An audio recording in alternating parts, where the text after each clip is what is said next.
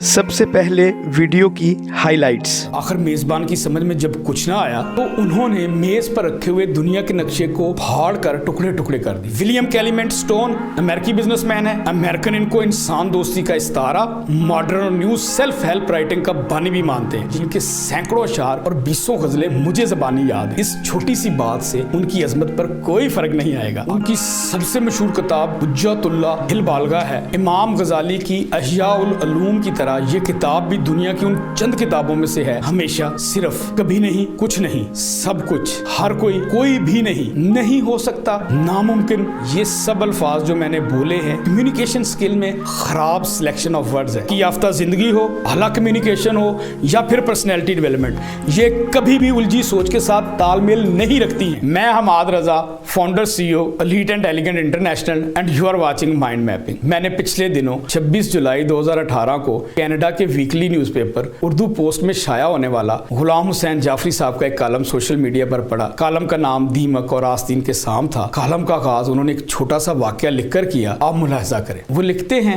शोरा आफाक ड्रामे वारस के राइटर अमजद इस्लाम अमजद ने एक इंटरव्यू में दिलचस्प गुफ्तगू करते हुए एक वाकया सुनाया जो बहुत मैनीखेज और सबक आमोज था। हमने सोचा क्यों ना अपने कारीन को इतनी खूबसूरत बात में शामिल करें कि मौका भी है, दस्तूर भी है, इलेक्शन का सुनामी उतर चुका है और आइंदा रिजल्ट का बेचैनी से इंतजार है। देखते हैं नया पाकिस्तान बनता है या और पुराना हो जाता है। अमजद इस्लाम अमजद साहब ने वाकया कुछ इस तरह से बयान किया। ड्राइंग रूम में कुछ मेहमान बैठे थे। गुफ्तगू का मरकज बार बार बदल रहा था। कभी सियासत होता तो कभी गालिब और मीर की शायरी और कभी अरस्तू और सकरात तक बात पहुंच जाती, लेकिन गुफ्तगू कुछ अधूरी और बिखरी बिखरी सी होती। वजह इसकी शायद थी कि मेजबान का छोटा बच्चा बार बार ड्राइंग रूम में शरारतें कर रहा था और गुफ्तगू का मरकज हटकर उसकी तरफ मबजूल हो जाता। आखिर मेजबान की समझ में जब कुछ ना आया तो उन्होंने मेज पर रखे हुए दुनिया के नक्शे को फाड़ कर टुकड़े टुकड़े कर दिया और बच्चे के हाथ में थमाकर सख्ती से कहा, जाओ और इसको मुकम्मल जोड़ कर लाओ। नक्शा जोड़े बगैर कमरे में आओगे तो मुर्गा बना दूंगा। उनका ख्याल था दुनिया का नक्शा पेचीदा है, जब तक मेहमान मौजूद है नक्शा मुकम्मल नहीं जुड़ सकेगा। इतनी देर में मेहमान भी चले जाएंगे। लेकिन उनकी हैरानगी की हद न रही जब बच्चा चंद मिनट में बड़ी खूबसूरती से नक्शा जोड़ कर ले आया। नक्शा बिल्कुल सही जुड़ा हुआ था। मेजबान और मेहमान दोनों ही शशोपंज का शिकार थे। पेचीदा और मुश्किल काम को एक छोटे से बच्चे ने इतनी जल्दी कर दिया। वाकई मोजजाती बात थी। सब शशदर थे। उनमें से एक मेहमान ने बच्चे को करीब बुलाया। पहले तो बहुत शाबाशी दी, फिर गोद में बिठाकर बड़े प्यार से पूछने लगे, बेटा तुमने ये मुश्किल काम इतनी जल्दी और खूबसूरती से कैसे कर दिया? नक्शा बिल्कुल सही जोड़ कर लाए हो। बच्चे ने समझाने के अंदाज में जवाब दिया, अंकल पता है मैंने क्या किया? नक्शे के पीछे एक आदमी की तस्वीर बनी हुई थी। मुझे वो तस्वीर बहुत पसंद आई और उसका जोड़ना आसान लगा। बस फिर क्या था, मैंने वो तस्वीर जोड़ दी, यूं नक्शा खुद ब खुद जुड़ गया। बात में वजन है। बिखरा हुआ इंसान वाकई अगर अपने आप को समेट ले तो दुनिया खुद ब खुद सिमट जाती है। पर सबीले तस्करा, मैंने ये वाकया मोटिवेशन के बादशाह और सेल्फ हेल्प के गुरु American author Oliver Napoleon Hill और उनके शरीक राइटर विलियम कैलीमेंट स्टोन की मार्कतुल आरा और शोरा आफाक किताब success through positive mental attitude में पढ़ा था। विलियम कैलीमेंट स्टोन अमेरिकी बिजनेसमैन है। अमेरिकन इनको इंसान दोस्ती का इस्तारा, मॉडर्न और न्यू सेल्फ हेल्प राइटिंग का बानी भी मानते हैं। ये बेस्ट सेलिंग किताब 1959 में शाया हुई थी। कॉलम का मौजू चूंकि मिलावट था, इसलिए मैंने अपने कमेंट्स में असल वाकया का हवाला दिया ताकि गुलाम हुसैन जाफरी साहब तस्सीह फरमा लें और यूं आने वाली नस्ल भी तारीखी मुगालते का शिकार नहीं होगी। अमजद इस्लाम अमजद साहब न सिर्फ साहब तर्ज अदीब है बल्कि वो एक बड़े खूबसूरत और अजीम शायर भी हैं। वो उन शोरा कराम में से भी एक हैं जिनके सैकड़ों अशार और 20 गजलें मुझे ज़बानी याद है। इस छोटी सी बात से उनकी अजमत पर कोई फर्क नहीं आएगा। आगे बढ़ने से पहले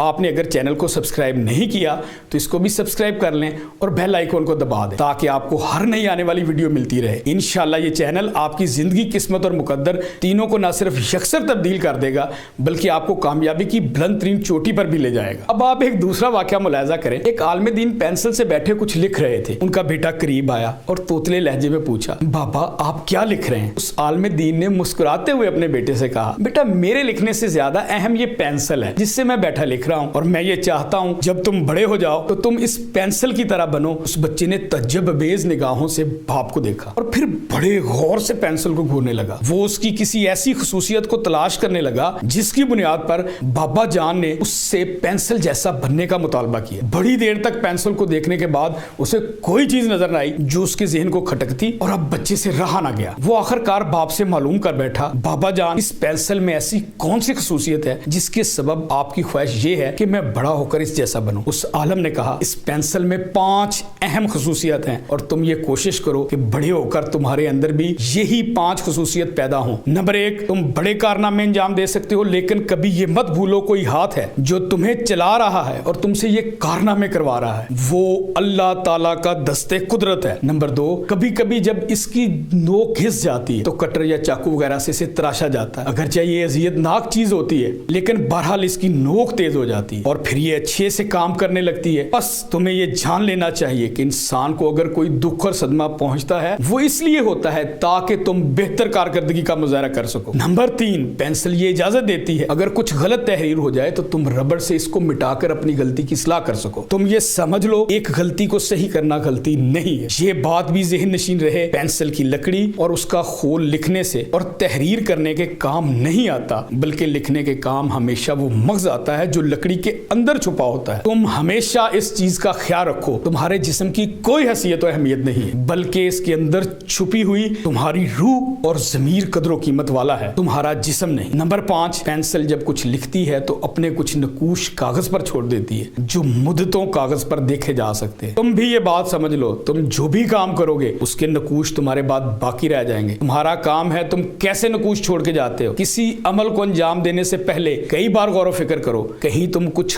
غلط تو نہیں کر رہے. اسی طرح یہ واقعہ بھی سوشل میڈیا پر بہت پاپولر ہوا. یہاں پر لوگوں اور سوشل میڈیا کے سیلاب نے اسے حضرت شاہ ولی اللہ رحمت اللہ علیہ کے نام سے منسوب کر دیا. شاہ ولی اللہ ترجمہ قرآن کے علاوہ اور بہت ساری کتابوں کے مصنف ہیں. یہ کتابیں علم تفسیر, حدیث, فقہ, تاریخ اور تصوف پر مبنی. ان عالمانہ کتابوں کی وجہ سے وہ امام غزالی, ابن حزم اور ابن تیمیہ کی طرح تاریخ اسلام کے سب سے بڑے عالموں اور مصنفوں میں شمار ہوتے ہیں. ان کی سب سے مشہور کتاب حجت اللہ البالغہ ہے. امام غزالی کی احیاء العلوم کی طرح یہ کتاب بھی دنیا کی ان چند کتابوں میں سے ہے جو ہمیشہ قدر کی نگاہ سے دیکھی جائیں گی. میری تھوڑی بہت رکریزی ان پر ہے, میں نے یہ واقعہ ان کی کسی کتاب میں نہیں پڑھا. وہ اس سے کہیں بڑے عالم, مصلح اور بہت قابل رہنما تھے. وہ اس لحاظ سے بھی بڑے خوش قسمت ہیں کہ ان کی اولاد میں ایسے عالم پیدا ہوئے جنہوں نے ہند و پاک کے مسلمانوں کی زندگی میں انقلاب برپا کر دیا. محترم ناظرین, یاد رکھیں 2 نقطوں کا فرق لڑائی ڈلوا دیتا ہے. سوچنے کا طریقہ نفرت پیدا کرتا ہے. کبھی کبھی کچھ لوگوں سے ڈفرنس آف اوپینین ہو سکتا ہے لیکن گفتگو کا اینڈ ہی نکلتا ہے دونوں ایک ہی بات کہہ رہے ہوتے ہیں, طریقہ الگ الگ ہوتا ہے. اب آپ ان الفاظ پر بھی ذرا غور فرمائیں. ہمیشہ, صرف, کبھی نہیں, کچھ نہیں, سب کچھ,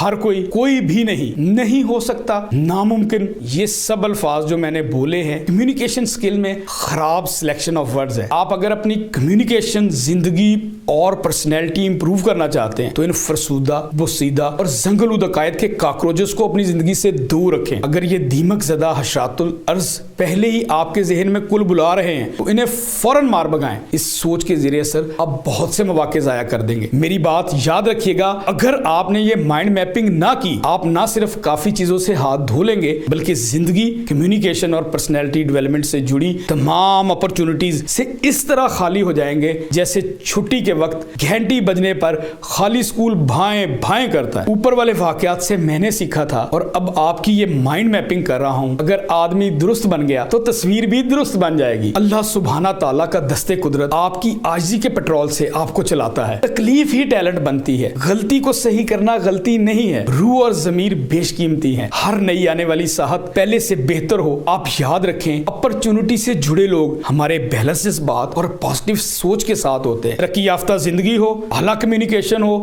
یا پھر پرسنالٹی ڈیولپمنٹ, یہ کبھی بھی الجھی سوچ کے ساتھ تال میل نہیں رکھتی ہیں. یہ روح کی طرح مردہ وجود میں نہیں رہ سکتی. صاحب, خود کو صاف, میٹھی اور شفاف ندی کی مانند بنائیں. خوبصورت پھولوں, رنگ برنگی تتلیوں اور دلکش نغموں کا وعدہ میں کرتا ہوں جناب. اگر آپ کو یہ ویڈیو پسند آئی ہے تو اسے ضرور شیئر کریں. اگر کوئی بھولا, بھٹکا اور بگڑا آپ کی شیئرنگ کی وجہ سے ٹھیک ہو گیا تو قیامت تک انڈائریکٹ ثواب آپ کے اکاؤنٹ میں آتا رہے گا. سدا ہنستے رہیں, ہمیشہ مسکراتے رہیں. حماد رضا.